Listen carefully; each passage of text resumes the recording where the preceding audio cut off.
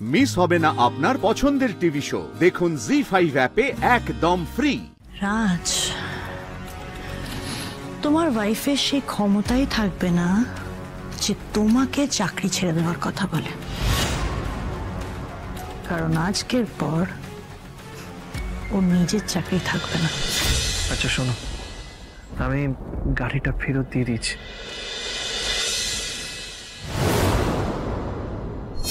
তুমি একদম কষ্ট পেও না, তোমাকে বলেছিলাম না তোমার চোখের জল আমি সহ্য করতে পারি না।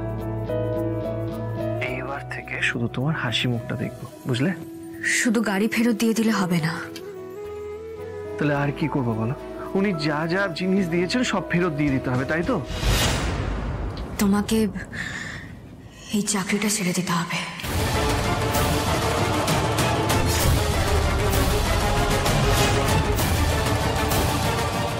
আর কোনো মিটিং করার দরকার নেই তোমার। তুমি কি এখন মজা করবে বলে ফোন করলে? রাজ, আমি মজা করছি না। ইনফ্যাক্ট আমি মজা করার মতো মুডেই নেই। শোনো না, আমি যে কথাগুলো এখন তোমাকে বলবো, একটু ঠান্ডা মাথায় আমার প্রত্যেকটা কথা প্লিজ শোনো। আচ্ছা বেশ, বলো বলো কি বলতে চাও, আমি মাথা ঠান্ডা করে শুনছি। রাজ, ওই অফিসটা, এই নতুন সমস্ত জিনিস তোমাকে গিলে খাচ্ছে। দিনের পর দিন তুমি একটু একটু করে শেষ হয়ে যাচ্ছ রাজ। আমি তোমাকে বলছি, তোমার এই বসের আচরণ কিন্তু ভীষণ অস্বাভাবিক। আমি শিওর রাজ, ওদের না তোমাকে নিয়ে কোনো একটা মতলব আছে। তাই বলছি, তুমি এই সমস্ত জিনিস দিয়ে দাও আর চাকরিটাও তুমি ছেড়ে দাও রাজ। শ্রী প্লিজ প্লিজ শ্রী, আমি আর মাথা ঠান্ডা রাখতে পারছি না। কেন এত খামখেয়ালিপনা করছো? আচ্ছা আমার একটা কথা শোনো, আমাকে এই অফিসে ইন্টারভিউ দিতে কে পাঠিয়েছিল? তুমি পাঠিয়েছিলে। আচ্ছা একটা কথা বলো তো, তুমি তো আমাকে কথা দিতে বলেছিলে যে কোনো যদি এদিক ওদিক হয়ে যায় মাথা ঠান্ডা করে চুপচাপ এখানে কাজ করতে, আর এখন বলছো চাকরিটা ছেড়ে দিতে।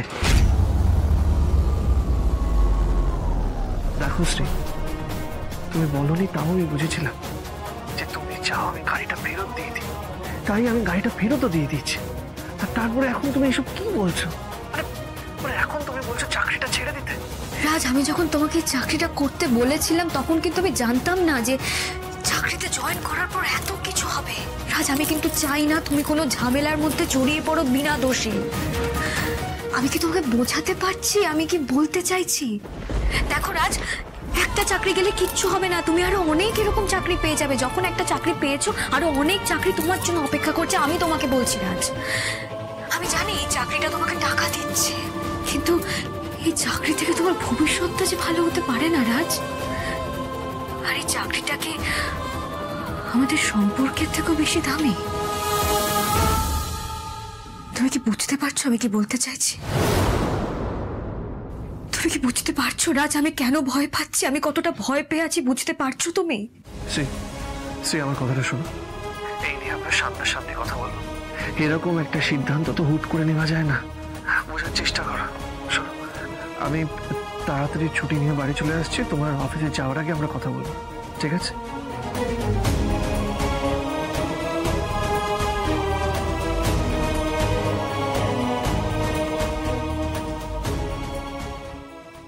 আসবো?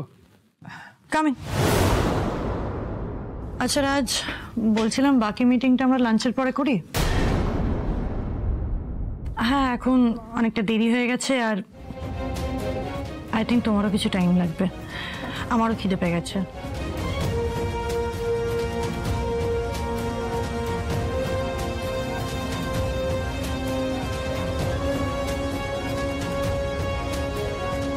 রিসেপশনে একজন ওয়েট করছে, তারক সেনাপতি, আমার কেবিনে পাঠিয়ে দাও।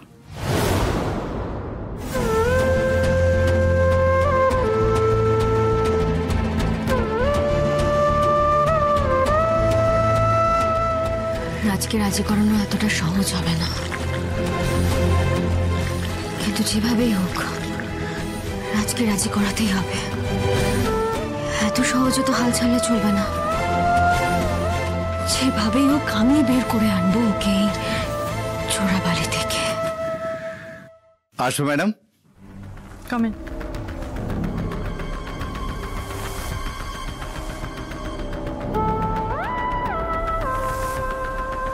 পুরো ঠিকুচি গোষ্ঠী নিয়ে এসছি ম্যাডাম। ও আপনার অফিসের লোকেরই বউ। লোকটাকে কি ট্র্যাক করবো ম্যাডাম? যেইটুকুনি করতে বলেছে সেইটুকুনি করুন। শ্রী ঘোষাল, বরের নাম রাজ Ghoshal. Ahiritola bylane, গিঞ্জি colony area, শ্বশুর বাড়ি। ম্যাডাম আপনি পুরো চিন্তা করবেন না ম্যাডাম।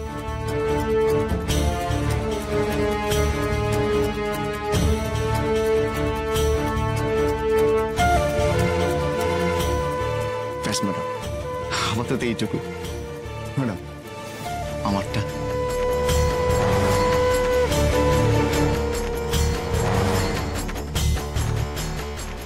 যারা আমার হয়ে কাজ করে তাদেরকে টাকা নিয়ে ভাবতে হয় না। Thank you madam, thank you, thank you.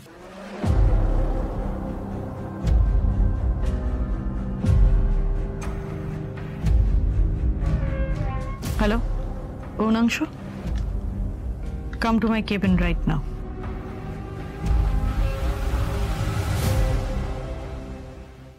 আসবো ম্যাডাম? বলুন ম্যাডাম।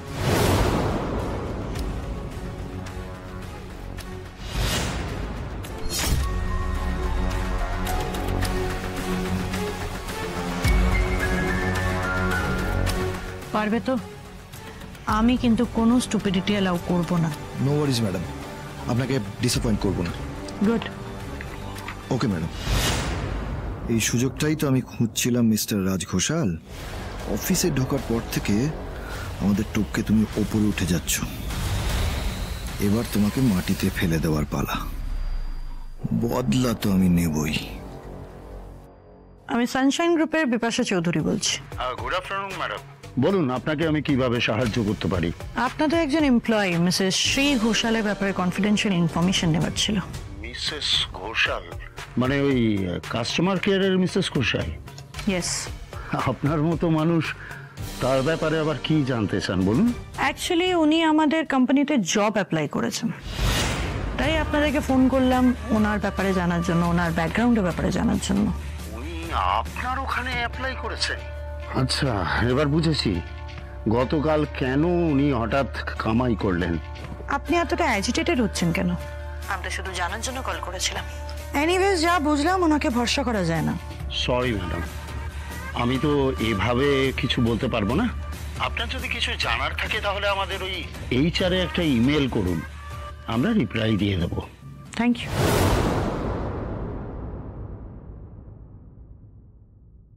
রাজ,